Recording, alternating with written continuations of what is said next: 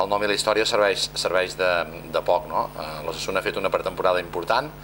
ha guanyat alguns equips de primera, com el Bilbao i l'Eibar, però després també ha punxat amb algun equip de segona B.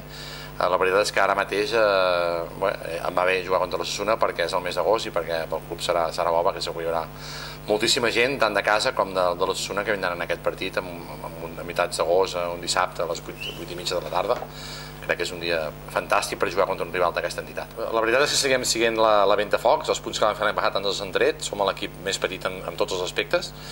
però bueno, també tenim molta mentalitat. Ara segurament el factor que hi sorpresa de que la gent venia i pensava que abans de començar el partit doncs ja estava guanyat, segurament això doncs ja tindran assimilat que si ens volen guanyar tindran que suar sang, però també per contra els nostres jugadors que l'any passat no havien competit mai a segona A ara ja ho han fet. Per tant, en aquest aspecte estem, diguem que una cosa igual a l'altra, i esperem doncs poder competir al màxim nivell i poder demostrar que ens mereixem un any més poder tornar a estar en aquesta diguem,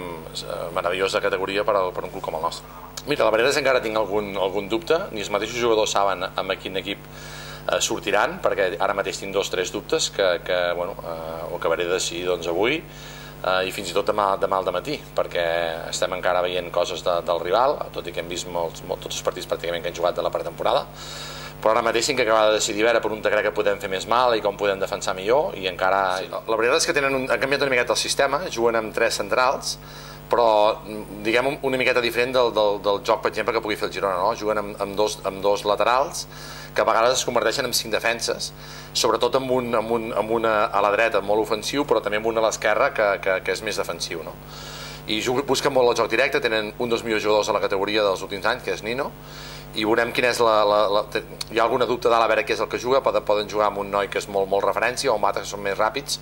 i que cauen molt millor a l'espai. En funció de si juga un o l'altre hi ha una variació a la forma de jugar, però com que estem a la pretemporada doncs encara no sabem ben bé què és el que faran. Veurem què passa el dissabte, esperem no ens portar-nos a gaires sorpreses, però el que està clar que aquest Osasuna no té res a veure amb el de l'any passat. No té el top encara que voldríem, encara hi ha força jugadors que no estan encara en el seu millor moment, encara estan en procés de millora, físicament sobretot, però també en qüestió tàctica, que molts acaben d'arribar, encara no saben molts moments on es tenen que posar, quins moviments es tenen que fer, on tenen que estar l'estratègia ofensiva o defensiva. Jo crec que ni nosaltres ni cap equip estan en el seu millor moment, però esperem estar el més aviat possible i intentarem competir i estar millors que el rival, tot i que no serà gens fàcil. Bé, tal com he explicat abans, amb els jugadors que ja han competit a segona A guanyem aquest avantatge, perquè ja no són aquells novatos que es tenen que adaptar a la categoria, però per contra ja no som tampoc la sorpresa aquella que quan venien aquí tots pensaven venir aquí a Llagosteria, tenim 3 punts abans de començar la temporada, llavors una cosa igual a l'altra. Podem tenir variacions en funció de qui jugui, en funció de qui sigui el rival. Hem trobat sobretot ara moltíssimes opcions i al mig del camp també, perquè podem jugar amb en Pitu, que té una qualitat, doncs tots la sabem, una esquerra impressionant, o l'Emilio, que té la mateixa qualitat per la dreta, amb tots dos, combinat amb un pivot defensiu, o amb en Jordi López, que és més mixta, i a bandes podem decidir si busquem profunditat, si busquem treball, o si busquem que vagi gent per dintre. Jo crec que tenim més alternatives que l'any passat, i això espero que anar-ho veient durant tot l'any. Igual a dalt, tenim gent referència, gent potent, gent ràpida,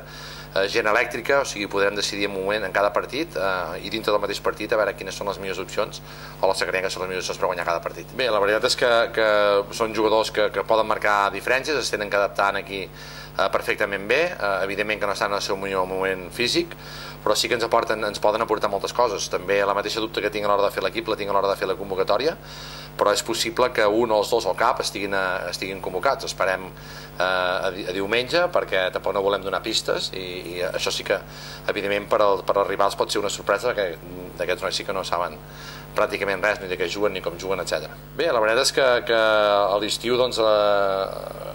la gespa és més difícil de que colli cap avall. En Dorca, que és el que se'n cuida, que és un professional excel·lent, està de vacances, i entenc que no ha anat gaire bé que hagin jugat el dimecres, però bueno, és així i ja està.